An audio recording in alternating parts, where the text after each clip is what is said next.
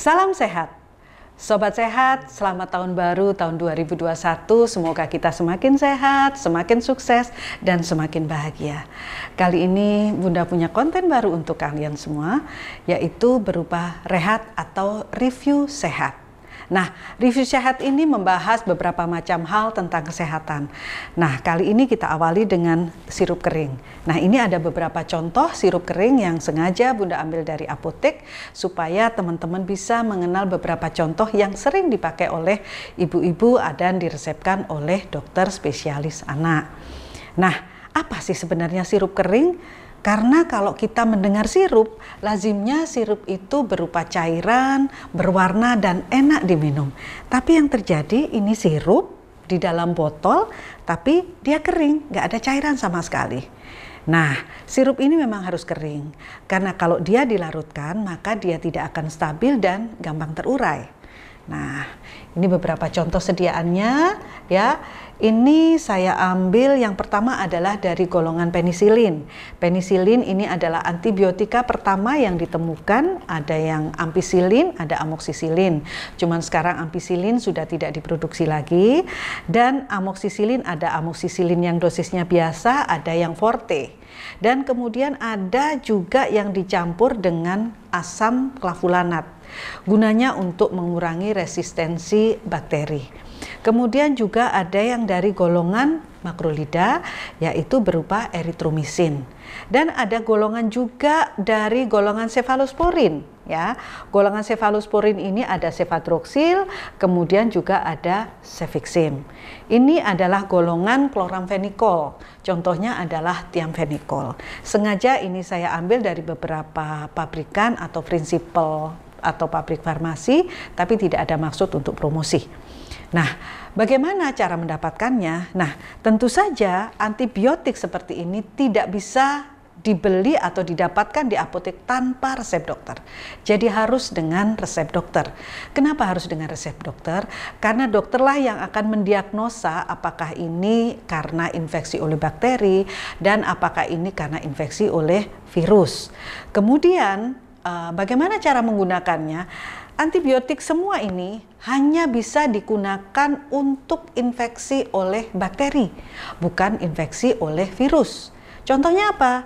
Infeksi bakteri, contohnya misalkan infeksi saluran kemih, infeksi kulit, atau infeksi pada saluran pencernaan dan lain-lain. Tapi infeksi oleh bakteri tidak bisa. Contoh yang salah kaprah yang lazimnya kita tahu di masyarakat dan harus kita luruskan adalah flu, batuk, pilek, bahkan panas pun mereka menggunakan antibiotik.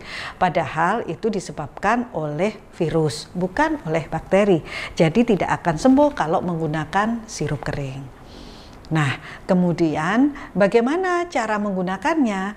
Penggunaannya ini harus dilarutkan dalam air ya. Cara penggunaannya kita harus ikuti aturan dari semua pabrik, tentu saja berbeda-beda ya. Kemudian bagaimana cara menyimpannya? Ada antibiotik yang bisa disimpan di suhu kamar. Ada antibiotik yang sebelum dilarutkan dia harus disimpan di dalam kulkas. Suhunya antara 2 sampai 4 derajat Celcius. Itu cara penyimpanan. Dan bagaimana cara membuangnya? Pada saat antibiotik sirup kering ini habis ya, itu bisa langsung dibuang, atau kalaupun tidak tertib untuk minum kadang-kadang masih ada sisa. Nah, kalau masih ada sisa biasanya kita larutkan dalam air, kemudian kita encerkan dan kita buang di saluran pembuangan air.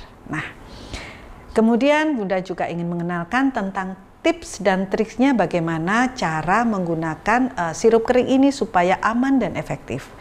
Nah, yang pertama sekali kita lihat adalah pastikan bahwa kemasan yang kita terima, apakah dia dalam kemasan sekunder seperti ini, ataukah dia ada dalam kemasan primer seperti ini, kemasannya tidak rusak, kemasannya tidak penyok ataupun tidak bocor. Nah, kemudian dari beberapa kemasan ini ada hal-hal yang wajib kita ketahui dari teman-teman.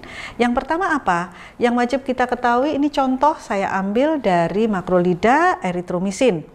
pastikan bahwa di sini ada nomor registrasi. Apa sih nomor registrasi? Nomor registrasi ini adalah nomor yang menyatakan bahwa obat ini sudah rilis, sudah diakui dan sudah legal. Biasanya untuk antibiotik di situ ada nomor reg DKL sekian-sekian. Artinya DKL adalah dagang keras dan lokal.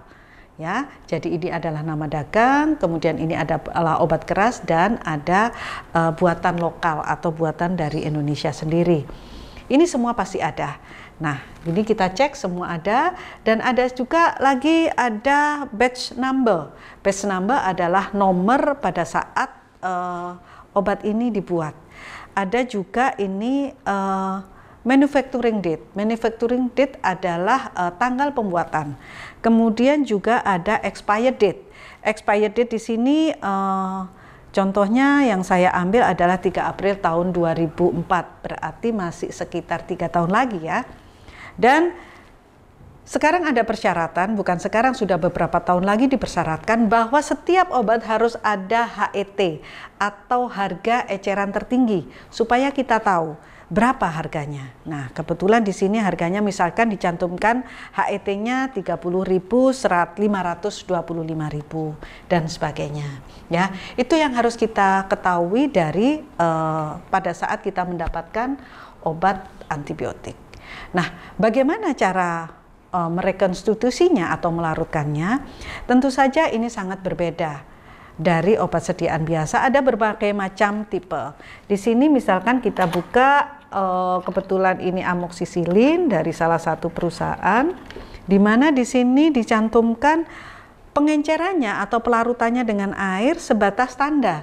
Nah, ini di sini ada tanda panah ke bawah. Ini adalah batas pemberian air. Kemudian juga di sini tidak ada batas pemberian air ya. Ini adalah obat generik. Nah, tapi di sini harus dicantumkan berapa mililiter yang harus ditambahkan ke obat tersebut. Ada juga yang hanya 20 mililiter ya.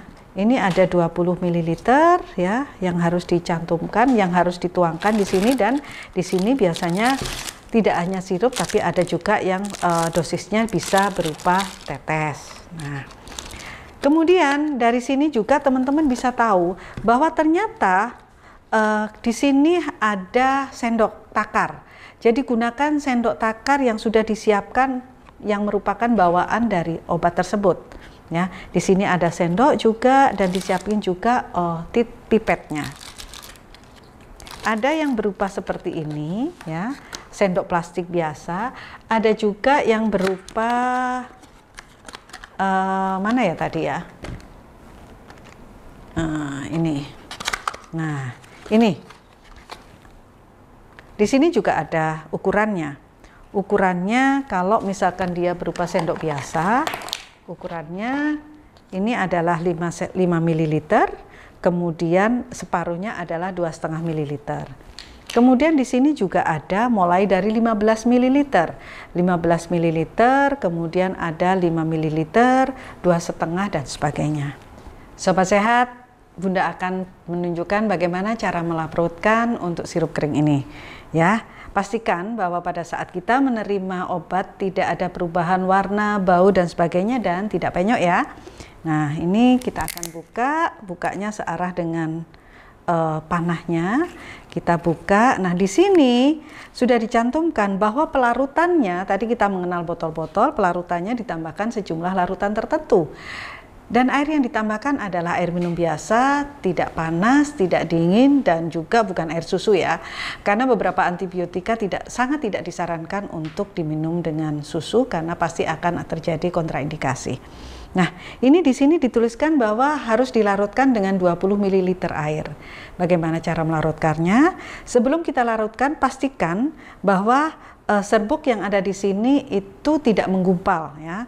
Tidak menggumpal ya. Kita balik-balik tidak menggumpal. Kemudian kita akan tuangkan air sebanyak 10 ml dulu ya. Saya sudah ukur sebanyak 20 ml. Kita ukur separuhnya ya. Separuhnya dulu. Nah, biasanya lebih agak sulit sedikit kalau ditetapkan berapa mililiter air dibandingkan dengan yang sudah ada tandanya seperti botol yang tadi. Nah, ini kita kocok ya sampai larut. Nah, biasanya saya ngocoknya cuman gini aja, nggak perlu sampai dikocok-kocok gini karena nanti pasti akan ada gelembung-gelembungnya. Itu akan sangat sulit ya. Nah, ini bisa seperti ini atau coba dibalik-balik seperti ini sampai homogen. Nah, kemudian kita tambahkan larutan sisanya. Larutan sisanya. Aduh, baunya sudah enak ini. Nah, ini baru benar-benar sirup kering. Nah, teman-teman cukup diginikan aja. Oke, tara, sudah jadi sirup kering, sudah berupa sirup sungguhan ya, bukan kering lagi ya. Dan ini siap untuk diminumkan dan siap untuk menjadi obat terapi infeksi bakteri. Nah, kalau sudah direkonstitusi atau dilarutkan dengan air minum atau sudah berupa sirup kering, harus hati-hati tentang expired date-nya. Inilah yang disebut beyond use date karena expired date-nya tidak berlaku lagi seperti yang ada tercantum di kemasan sekundernya. Expired date-nya tercantum pada saat setelah direkonstitusi dihitung 7 hari. Ada beberapa antibiotik yang 14 hari. Dan penyimpanan setelah dilarutkan ditaruh di kulkas yang suhunya 2-4 derajat Celcius. Jangan ditaruh di tempat yang terpapar langsung sinar matahari. Nah, ini langsung siap diminumkan dan sekali lagi saya ingatkan bahwa untuk aturan main obat antibiotik kita menggunakan aturan main seperti jam biasa. Kalau dia diminum 2 kali sehari, artinya dalam 24 jam diminum 2 kali atau 12 jam sekali.